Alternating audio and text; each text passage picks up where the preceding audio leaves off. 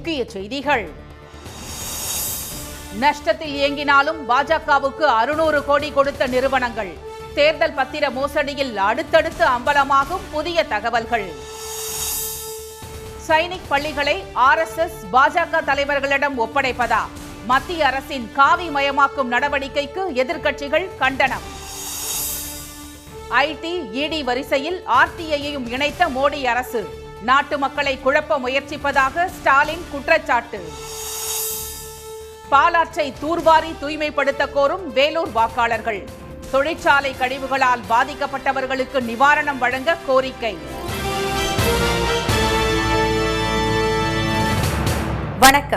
வணக்கம். நஷ்டத்தில் இயங்கிய போதும் 33 நிறுவனங்கள் பாஜகவுக்கு தேர்தல் பத்திரங்கள் மூலம் 600 கோடி ரூபாய் நிதி வழங்கி அதன் மூலம் வரி ஏய்ப்பு உள்ளிட்ட ஏராளமான பலன்களை பெற்று மோசடியில் ஈடுபட்டது அம்பலமாகியுள்ளது. தேர்தல் பத்திரங்கள் நடைமுறையை பற்றிய பல கேள்விகள் எழுந்தும் அதை பிடிவாதமாக நடைமுறைப்படுத்திய மத்திய பாஜக அரசு அதன் மூலம் பல்லாயிரக்கணக்கான கோடி ரூபாய் நிதியை பல்வேறு தனியார் நிறுவனங்களிடமிருந்து பெற்றது அண்மையில் வெளிச்சத்துக்கு வந்தது. இந்நிலையில் மேலும் 33 நிறுவனங்கள் தேர்தல் பத்திரங்கள் மூலம் அரசியல் கட்சிகளுக்கு 582 கோடி ரூபாய் நன்கொடை வழங்கியிருப்பது தெரியவந்துள்ளது. அதில் பாஜகவுக்கு மட்டும் 434 கோடி ரூபாய் வழங்கப்பட்டுள்ளதும் வெளிவந்துள்ளது. கடந்த 2016 முதல் 2023 ஆண்டு வரையிலான கடந்த 7 நிதியாண்டுகளில் இந்த 33 நிறுவனங்களின் நஷ்டம் மட்டும் 1 லட்சம் கோடி ரூபாய்க்கு மேல் உள்ள நிலையில் அவை எப்படி நிதி வழங்கின என்ற கேள்வி எழுந்துள்ளது.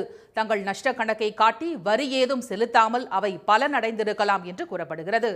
அவை மட்டுமன்றி மேலும் 6 நிறுவனங்கள் வழங்கிய 646 கோடி ரூபாய் தேர்தல் நிதியில் 601 கோடி ரூபாய் பாஜகவுக்கு சென்றுள்ளது. அந்த நிறுவனங்களின் நிகர லாபத்தை விட அவை வழங்கிய நிதி அதிகமாக உள்ளது பல்வேறு கேள்விகளை எழுப்பியுள்ளது. இதன் மூலம் லாப நஷ்டத்தை குறைத்து காட்டி பலனடைந்திருக்கலாம் என தெரிகிறது. இதே காலகட்டத்தில் மேலும் 6 நிறுவனங்கள் பாஜகவுக்கு 45 கோடி ரூபாய் வழங்கியுள்ளன. இவை பண பரிமாற்றத்திற்காக ஏற்படுத்தப்பட்ட நிறுவனங்களின் துணை நிறுவனங்களா என்ற சந்தேகமும் எழுந்துள்ளது. பாதுகாப்பு அமைச்சகத்தின் கீழ் செயல்படும் சைனிக் ராணுவ பள்ளிகளை நிர்வகிக்கும் பொறுப்பை RSS மற்றும் இந்துத்துவ அமைப்புகளின் தலைவர்களுக்கு வழங்கியுள்ள மத்திய அரசின் முடிவுக்கு எதிர்க்கட்சிகள் கடும் கண்டனம் தெரிவித்துள்ளன. நாட்டின் அனைத்து பகுதிகளிலிருந்தும் பள்ளி பருவம் முதலே மாணவர்களை ராணுவத்தில் சேருவதற்கு தயார்படுத்துவதை முக்கிய நோக்கமாக கொண்ட சிறப்பு பள்ளிகளை சைனிக் பள்ளிகள் சொசைட்டி நடத்தி வருகிறது. ராணுவத்தில் சாதி மத வேறுபாடுகள் நுழையாமல் தடுப்பதற்காக தொடங்கப்பட்ட இந்த பள்ளிகள் தேசிய பாதுகாப்பு அகாடமியில் சேர வசதியாக மாணவர்களை கல்வி, உடல் மற்றும் உளவியல் ரீதியாக தயார்படுத்துகின்றன. உடுமலைப்பேட்டை அருகே உள்ள அமராவதி நகர் உட்பட நாடு முழுவதும் 33 சைனிக் பள்ளிகள் நடத்தப்பட்டு வருகின்றன. ஆண்டுக்கு 10 லட்சம் ரூபாய் இந்த பயிற்சிக்கான மானியமாக மத்திய அரசால் வழங்கப்படுகின்றன. கடந்த 2021 ஆண்டு புதிய கல்விக் கொள்கையை உருவாக்கிய மத்திய அரசு தனியார் பங்களிப்போடு நாடு முழுவதும் புதிதாக மேலும் 100 சைனிக் ராணுவ பள்ளிகளை திறக்க திட்டமிட்டது. அந்த திட்டத்தின் அடிப்படையில் 40 தனியார் பள்ளிகளுடன் சைனிக் பள்ளிகளை நடத்த மத்திய அரசு புரிந்துணர்வு ஒப்பந்தம் கையெழுத்திட்டது. அவற்றில் 62% தனியார் சைனிக் பள்ளிகள் RSS அமைப்பை சேர்ந்த சாத்வி ரிதம்பரா, அருணாச்சல பிரதேச முதல்வரின் சகோதரர், பாஜக நிர்வாகிகள் மற்றும் பிற இந்துத்துவ அமைப்புகளை சேர்ந்தவர்களுக்கு சொந்தமானது என்பது ரிப்போர்ட்டர்ஸ் கலெக்டிவ் புலனாய்வு செய்தியாளர்கள் மூலம் அம்பலமாகியுள்ளது. குறிப்பாக 40 புதிய சைனிக் பள்ளிகளில் 10 பள்ளிகள் பாஜக நிர்வாகிகளுக்கு சொந்தமானவை என்பதும் 8 பள்ளிகள் RSS நிர்வாகிகளுக்கும் 6 பள்ளிகள் மற்ற இந்து அமைப்பினருக்கும் வழங்கி இருப்பது தகவல் அறியும் சட்டம் மூலம் வெளிச்சத்திற்கு வந்துள்ளன.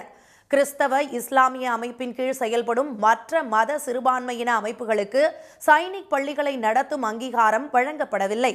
சைனிக் பள்ளிகளை நடத்துவதற்கான ஒப்பந்தத்தில் கையெழுத்திட்ட தனியார் பள்ளிகள் குஜராத், உத்தரப்பிரதேசம், ஹரியானா, அருணாச்சல பிரதேசம், மகாராஷ்டிரா உள்ளிட்ட பாஜக ஆளும் மாநிலங்களை சேர்ந்தவை என்பது குறிப்பிடத்தக்கது. நாட்டின் பாதுகாப்பிற்கான பயிற்சியை காவிமயமாக்கும் மத்திய பாஜக அரசின் நடவடிக்கைக்கு எதிர்க்கட்சிகள் கடும் எதிர்ப்பு தெரிவித்துள்ளன. இதுகுறித்து எக்ஸ் வலைதளத்தில் பதிவிட்டுள்ள காங்கிரஸ் மூத்த தலைவர் திரு சசி தரூர் இது அதிர்ச்சியும் கவலையும் அளிப்பதாக கூறியுள்ளார். கல்வி என்ற பெயரில் நாட்டின் தேச பாதுகாப்புக்கு அச்சுறுத்தலை ஏற்படுத்தியுள்ள முடிவை எப்படி ஒரு அரசால் எடுக்க முடிகிறது என்று வினவியுள்ள அவர், இந்த முடிவை உடனடியாக திரும்ப பெற வேண்டும் என்று பாதுகாப்புத்துறை அமைச்சர் திரு ராஜ்நாத் சிங்கை வலியுறுத்தியுள்ளார். பாதுகாப்பு அமைச்சகத்தின் கீழ் செயல்படும் சைனிக் பள்ளிகளை காவிமயமாக்கும் மத்திய அரசின் முடிவுக்கு மார்க்சிஸ்ட் கட்சியும் கடும் கண்டனம் தெரிவித்துள்ளது. அமலாக்கத்துறை, வருமான வரித்துறை வரிசையில் தகவல் உரிமை பெறும் சட்டமான RTIயையும் கூட்டணி சேர்த்து பிரதமர் திரு மோடி மக்களை குழப்பி வருவதாக முதலமைச்சர் திரு மு.க. ஸ்டாலின் குற்றம் சாட்டியுள்ளார்.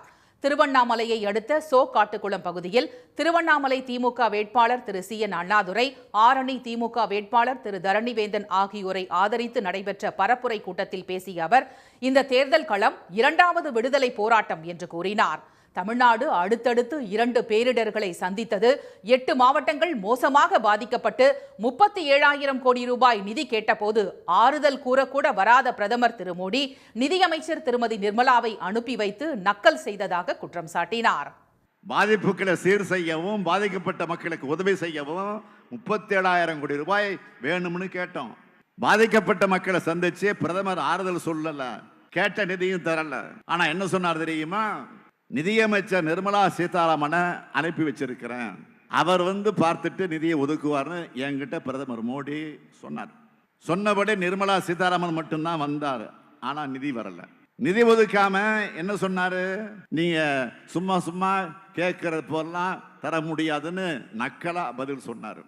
தமிழ்நாட்டை நக்கல் செய்வதற்காகவே திருமதி நிர்மலாவை பதவியில் வைத்திருப்பதாக கூறிய முதலமைச்சர், ஆணவ சிந்தனை கொண்ட அவர் தமிழ்நாடு வெளிநாடுகளில் வாங்கிய 5,000 கோடி ரூபாய் கடனை ஒன்றிய அரசு வழங்கிய நிதி என்று கூறுவதாக சாடினார். பிரதமர் திரு மோடி போலவே திருமதி நிர்மலா சீதாராமனும் வாயில் வடை சுடுவதாக விமர்சித்த அவர், பேரிடர் நிவாரண நிதியில் பணம் கொடாமல் வெளிநாட்டு கடனை அதுதான் இது என்று வாழைப்பழ காமெடி செய்வதாக குற்றம் சாட்டிய திரு ஸ்டாலின், தமிழ்நாட்டு மக்களை நக்கலாக பேச வேண்டாம் என்று எச்சரித்தார். ED என்ற அமலாக்கத்துறையையும் IT என்ற வருமான வரித்துறையையும் வைத்து குழப்பியது போதாதென்று இப்போது RTIயையும் திரு மோடி தனது கூட்டணியில் இணைத்திருப்பதாக முதலமைச்சர் விமர்சித்தார். இனிமே மோடி சொன்னா மக்கள் நம்ப மாட்டாங்கன்னு அவருக்கு தெரிஞ்சிட்டதுனால RTI பேர்ல புரளைகளை கிளப்பி குரலை வித்த காமிக்கிறாரு. மோடி குழப்பத்தில் இருக்கிறார் என்பது உத்தரப்பிரதேசத்தில் போய் கச்சத்தீவு பத்தி பேசுறதுலே தெரியுது. மோடி அவர்களே, உங்கள் குழப்பங்கள் ஜூன் 4ஆம் தேதி தெளிந்துவிடும்.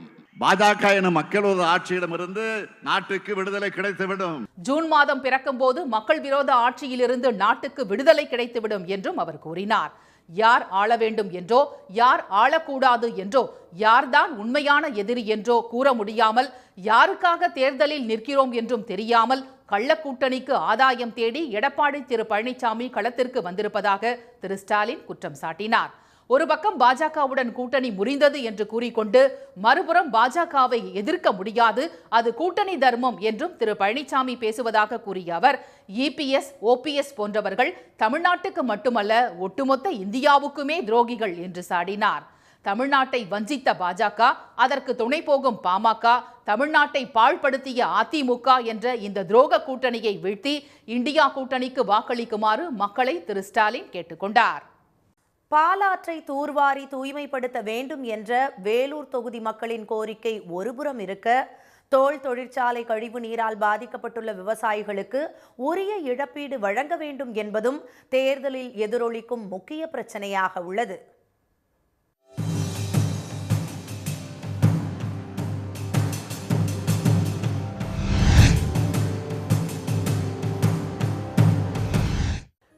ஆண்டுகளுக்கு முன்பு 1806இல் இந்த வேலூர் கோட்டையில் நடைபெற்ற சிப்பாய் புரட்சிதான் ஆங்கிலேயருக்கு எதிரான முதல் போராட்டம்.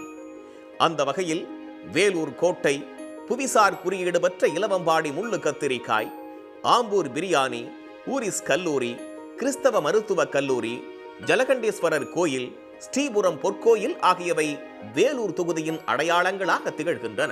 வேலூரில் IT காரிடர், மென்பொருள் பூங்கா அமைக்க வேண்டும் என்பது இப்பகுதி மக்களின் நீண்டகால கோரிக்கையாக உள்ளது. வேலூர் மாவட்டத்தில் சர்வதேச விமான நிலையம் தேவை என்ற கோரிக்கை வலுத்து வருகிறது. மேலும் கூடுதலாக சரக்கு முனையம் ஏற்படுத்தப்பட்டு விரிவாக்கம் செய்யப்பட வேண்டும் என்றும் இப்பகுதி மக்கள் வலியுறுத்துகின்றனர். விவசாயத்தை மேம்படுத்தும் வகையில் தமிழ்நாட்டில் பாலாற்றின் குறுக்கே கூடுதல் தடுப்பணைகள் ஏற்படுத்தப்பட வேண்டும். பாலாறை தூர்வாரி தூய்மைப்படுத்த வேண்டும். பாலாறு தென்பெண்ணை இணைப்பு திட்டத்தை செயல்படுத்த வேண்டும். தோல் தொழிற்சாலை கழிவுநீரால் பாதிக்கப்பட்ட விவசாயிகளுக்கு உரிய நஷ்ட ஈடு வழங்கப்பட வேண்டும் என்பது விவசாயிகளின் கோரிக்கையாக உள்ளது. வேலூரில் பீடி சுற்றும் தொழிலாளர்களின் வாழ்வாதாரம் கேள்விக்குறியாகி இருக்கும் நிலையில் அதை மீட்டெடுக்க பீடி நிறுவனங்களுக்கு ஜிஎஸ்டியிலிருந்து வரி விலக்களிக்க வேண்டும் என்ற கோரிக்கை முன்வைக்கப்படுகிறது. ஆம்பூர், வாணியம்பாடி பகுதிகளில் ஏராளமான தோல் தொழிற்சாலைகள், தோல் பதனிடும் தொழிற்சாலைகள் மற்றும் காலணி உற்பத்தி தொழிற்சாலைகள் செயல்பட்டு வரும் நிலையில் ஒன்றிய அரசின் ஒத்துழைப்பு இல்லாததால் ஏற்றுமதி பாதிக்கப்படுவதாக குற்றம் சாட்டுகின்றனர். வேலூர் மக்களவை தொகுதியில் வேலூர், அணைக்கட்டு, குடியாத்தம், கேவி குப்பம், ஆம்பூர், வாணியம்பாடி ஆகிய 6 சட்டமன்ற தொகுதிகள் உள்ளன. மொத்தம் 15,09,964 வாக்காளர்கள் உள்ளனர். ஆண் வாக்காளர்கள் 7,31,831 பேரும், பெண் வாக்காளர்கள் மொத்தம் 7,77,922 பேரும் உள்ளனர். மூன்றாம் பாலினத்தவர் மொத்தம் 211 பேர் உள்ளனர். கடந்த முறை வென்ற திமுக வேட்பாளர் கதிரானந்த் தற்போது மீண்டும் வேட்பாளராக களமிறங்கியுள்ளார். அதேபோல் கடந்த முறை அதிமுகவின் இரட்டை இலை சின்னத்தில் போட்டியிட்ட புதிய நீதி கட்சியின் தலைவர் ஏசி சண்முகம் இந்த முறை பாஜக கூட்டணியில் தாமரை சின்னத்தில் போட்டியிடுகிறார். அதிமுக சார்பில் மருத்துவர் பசுபதி வேட்பாளராக அறிவிக்கப்பட்டுள்ளார். இந்திய ஜனநாயக புலிகள் கட்சியின் சார்பில் நடிகர் மன்சூர் அலிகான் சுயேட்சையாக போட்டியிடுகிறார். நாம் தமிழர் கட்சி சார்பில் மகேஷ் ஆனந்த் வேட்பாளராக களமிறக்கப்பட்டுள்ளார். மக்கள் யாரை தேர்ந்தெடுப்பார்கள் என்பதை பொறுத்திருந்துதான் பார்க்க வேண்டும். தேர்தல் களம் விறுவிறுப்படைந்துள்ள நிலையில் தமிழ்நாடு முழுவதும் தலைவர்கள் அனல் பறக்கும் பிரச்சாரத்தில் ஈடுபட்டு வருகின்றனர். கரூரில் அதிமுக வேட்பாளர் திரு தங்கவேலை ஆதரித்து அக்கட்சியின் பொதுச் செயலாளர் எடப்பாடி திரு பழனிசாமி பிரச்சாரம் செய்தார். அப்போது தன்னை ஒரு விவசாயி என்று கூறிய அவர், விவசாயம் குறித்து ஒரே மேடையில் விவாதிக்க தயாரா என்று முதலமைச்சருக்கு சவால் விடுத்தார். காவிரியில் தண்ணீர் திறந்துவிட்டால்தான் இந்தியா கூட்டணியில் இடம்பெறுவோம் என்று முதலமைச்சர் கூறியிருக்க வேண்டும் என்ற அவர், அதிகம் கடன் வாங்கிய மாநிலங்களில் தமிழ்நாடு முதலிடம் பெற்றிருப்பதாக சாடினார். இந்த அரசாங்கத்தில் எதுவுமே செய்யல, அதனால மக்களுக்கு எந்த நன்மையும் கிடைக்கல. இதே அனைத்து இந்திய அண்ணா திராவிட முன்னேற்ற கழக ஆட்சி இருக்கும்போது நிறைய திட்டங்களை நாங்கள் நிறைவேற்றி கொடுத்திருக்கிறோம். திருச்சி மாவட்டம் முசிறி கைகாட்டியில் பெரம்பலூர் தொகுதியில் போட்டியிடும் திமுக வேட்பாளர் அருண் நேருவை ஆதரித்து வாக்கு சேகரித்த அமைச்சர் திரு உதயநிதி, கடந்த 10 ஆண்டு காலத்தில் அடிமை அதிமுகவை வைத்து நமது மாநில உரிமைகளை மத்திய பாஜக அரசு பறித்துவிட்டதாக குற்றம் சாட்டினார். தென் சென்னை திமுக வேட்பாளரை ஆதரித்து சைதாப்பேட்டையில் நடந்த பிரச்சார கூட்டத்தில் பேசிய மதிமுக பொதுச் செயலாளர் திரு வைகோ, தேர்தலுக்கு பிறகு ஓபிஎஸ், இபிஎஸ் எல்லோரும் காணாமல் போய்விடுவார்கள் என்றார். இந்த தேர்தலில் 40 இடங்களிலும் நாம் வெற்றி பெறுவோம். 40க்கு 40. அதற்கு பிறகு எடப்பாடிகளையும் காண மாட்டோம், ஓபிஎஸ்களையும் காட்ட மாட்டோம், நரேந்திர மோடியும் காண மாட்டார். அவருக்கும் இதோடு முடிந்தது பதவி காலம். தூத்துக்குடியில் போட்டியிடும் தமாக வேட்பாளர் எஸ்டிஆர் விஜயசீலனை ஆதரித்து அக்கட்சியின் தலைவர் திரு ஜி.கே. வாசன் திருச்செந்தூர் மற்றும் சுற்றுவட்டார பகுதிகளில் வாக்கு சேகரித்தார். திமுக கூட்டணியில் சிதம்பரம் தொகுதியில் போட்டியிடும் விடுதலை சிறுத்தைகள் கட்சி தலைவர் திரு தொல் திருமாவளவனை ஆதரித்து பிரச்சாரம் செய்த மக்கள் நீதி மய்யம் கட்சி தலைவர் கமலஹாசன், நாட்டின் ஜனநாயகத்திற்கு ஆபத்து வந்திருப்பதாக எச்சரித்தார். ஜனநாயகத்திற்கு மிகப்பெரிய அச்சுறுத்தல் ஏற்பட்டிருக்கிறது. அதனால்தான் இங்கே நான் தம்பி திருமாவளவனோடு தோள் உரசி களம் கண்டிருக்கிறோம். இந்த முறை அவர்களுக்கு இன்னொரு வாய்ப்பு கொடுத்து விட்டால் ஜனநாயகமே இருக்காதோ என்று அறிஞர்கள் கவலைப்படுகிறார்கள். தர்மபுரியில் பாமக வேட்பாளர் திருமதி சௌமியா அன்புமணியை ஆதரித்து அக்கட்சியின் நிறுவன தலைவர் டாக்டர் ராமதாஸ் பிரச்சாரம் செய்தார். குன்னூர் பகுதியில் வாக்கு சேகரித்த திமுக வேட்பாளர் திரு ஆர் ராசா, முப்படை தளபதி பிபின் ராவத் இறந்தபோது குன்னூர் வராத பிரதமர் திரு மோடி நீலகிரிக்கு தேர்தல் பிரச்சாரம் செய்வதற்கு மட்டும் வருவது குறித்து கேள்வி எழுப்பினார். தலைமை தளபதி இங்கே வந்து இறந்து கிடந்த போது டெல்லியில உங்களுக்கு என்ன பெரிய முக்கியமான வேலை இருந்துச்சு? வெளிநாட்டுல இருந்தீங்களா? இல்லையே. அன்றைக்கு ஓடோடி வந்து தேசிய கொடியை போர்த்தி அவருக்கு வீர வணக்கம் செலுத்தியவர் முத்துவேல் கருணாநிதி ஸ்டாலின் என்ற எங்களுடைய முதலமைச்சர். எங்களுக்கு தேசபக்தி இல்ல, ஹிந்தி பேச மாட்டேங்கிறாங்க, எங்களுக்கு தேசபக்தி சொல்லிக் கொடுத்ததெல்லாம் மோடி வேண்டியதில்லை. திருவள்ளூர் மாவட்டம் பொன்னேரியில் தேமுதிக வேட்பாளர் திரு நல்லதம்பியை ஆதரித்து வாக்கு சேகரித்த அக்கட்சியின் பொதுச் செயலாளர் திருமதி பிரேமலதா கூட்டணியில் சேரச் சொல்லி தேமுதிகவின் வங்கிக் கணக்குகளை முடக்கி பாஜக அச்சுறுத்தியதாக குற்றம் சாட்டினார். தென் சென்னை நாதக வேட்பாளர் தமிழ்ச்செல்வியை ஆதரித்து பரப்புரை மேற்கொண்ட அக்கட்சியின் ஒருங்கிணைப்பாளர் திரு சீமான் தமிழக பாஜக தலைவர் திரு அண்ணாமலையை கடுமையாக விமர்சித்தார். விருதுநகரில் இந்தியா கூட்டணி வேட்பாளர் மாணிக்கம் தாக்கூரை ஆதரித்து பிரச்சாரம் செய்த திராவிடர் கழக தலைவர் திரு கி வீரமணி எதிர்க்கட்சிகள் மீது திரிசூலத்தை ஏவும் மோடி ஆட்சியை கண்டித்து வெளிநாடுகளும் கேள்வி எழுப்புவதாகவும் ஜனநாயகம் எமர்ஜென்சி நிலையில் உள்ளதாகவும் விமர்சித்தார். தீவிர சிகிச்சை பிரிவில் இருக்கும் நமது ஜனநாயகத்தை இந்தியா கூட்டணி என்ற மருத்துவர்களே காப்பாற்ற முடியும் என்றும் அவர் தெரிவித்தார். மயிலாடுதுறையில் சிறுத்தை புலி பதுங்கியுள்ளதாக கருதப்படும் இடங்கள் குறித்து செயற்கைக்கோள் புகைப்படம் உதவியுடன் வனத்துறையினர் தீவிர தேடுதல் வேட்டையில் ஈடுபட்டுள்ளனர்.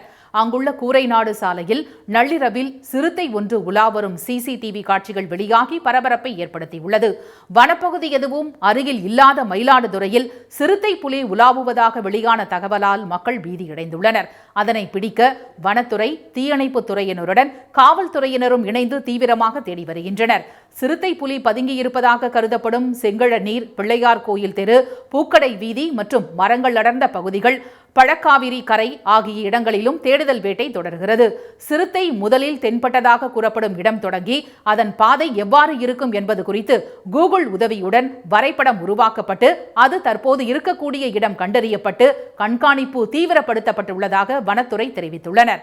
பொதுமக்கள் தேவையின்றி வீடுகளை விட்டு வெளியே வர வேண்டாம் என போலீசார் ஒலிபெருக்கி மூலம் எச்சரிக்கை விடுத்து வருகின்றனர். மேலும் ட்ரோன் உதவியுடன் ஆய்வு செய்யும் பணியும் நடைபெற்று வருகிறது. இரவில் நவீன கேமராக்கள் பொருத்தப்பட்டு சிறுத்தை புலியின் நடமாட்டம் கண்காணிக்கப்படும் என்றும் அது தென்பட்டதும் மீட்பு குழு மூலம் பிடிக்க நடவடிக்கை எடுக்கப்படும் என்றும் வனத்துறை வட்டாரங்கள் தெரிவித்துள்ளன. தமிழ்நாட்டில் 14 இடங்களில் 100 டிகிரிக்கும் மேலாக வெயில் சுட்டெரித்தது. கோடைக்காலம் தொடங்கும் முன்பே மாநிலம் முழுவதும் வெயிலின் தாக்கம் அதிகரித்து வருகிறது. இந்நிலையில் அதிகபட்சமாக ஈரோட்டில் 106 டிகிரி ஃபாரன்ஹீட் வெப்பம் கொளுத்தியது. ஈரோட்டில் 106 டிகிரி, கரூர் பரமத்தியில் 105 டிகிரி, தருமபுரி, திருச்சி, மதுரை விமான நிலையத்தில் 103 டிகிரி வெப்பம் தகித்தது. சேலம், திருப்பத்தூர், மதுரை நகரம், நாமக்கல், வேலூரில் 102 டிகிரி வெப்பம் பதிவானது. திருத்தணி, கோவையில் 101 டிகிரி வெப்பம் பதிவானது. சென்னை மீனம்பாக்கம், தஞ்சாவூரில் வெப்பம் சதத்தை தொட்டது. இதனிடையே வளிமண்டல கீழடுக்குகளில் நிலவும் காற்றின் திசை மாறுபாடு காரணமாக தென் தமிழகம் மற்றும் மேற்கு தொடர்ச்சி மலை மாவட்டங்களில் இன்று மழை பெய்யக்கூடும் என சென்னை வானிலை மையம் கூறியுள்ளது. அடுத்த 5 தினங்களுக்கு 3 டிகிரி செல்சியஸ் வரை வெப்பம் அதிகரிக்க வாய்ப்புள்ளதாகவும் தெரிவிக்கப்பட்டுள்ளது. மீண்டும் முக்கிய செய்திகள். நஷ்டத்தில் இயங்கிய போதும் 33 நிறுவனங்கள் பாஜகவுக்கு தேர்தல் பத்திரங்கள் மூலம் 600 கோடி ரூபாய் நிதி வழங்கி ஏராளமான பலன்களை பெற்றது அம்பலமாகியுள்ளது. சைனிக் ராணுவ பள்ளிகளை நிர்வகிக்கும் பொறுப்பை RSS பாஜக தலைவர்களுக்கு வழங்கிய மத்திய அரசின் முடிவுக்கு எதிர்க்கட்சிகள் கண்டனம் தெரிவித்துள்ளன. IT/ET வரிசையில் தகவல் உரிமை பெறும் சட்டமான RTIயை கூட்டணி சேர்த்து பிரதமர் மோடி மக்களை குழப்பி வருவதாக முதலமைச்சர் ஸ்டாலின் குற்றம் சாட்டியுள்ளார். இத்துடன் இந்த செய்திகள் நிறைவடைந்தன. மீண்டும் சன் டிவியில் செய்திகள் மாலை 6 மணிக்கு. செய்திகளை உடனுக்குடன் தெரிந்து கொள்ள சன் நியூஸ் தொலைக்காட்சியை பாருங்கள். வணக்கம். வணக்கம்.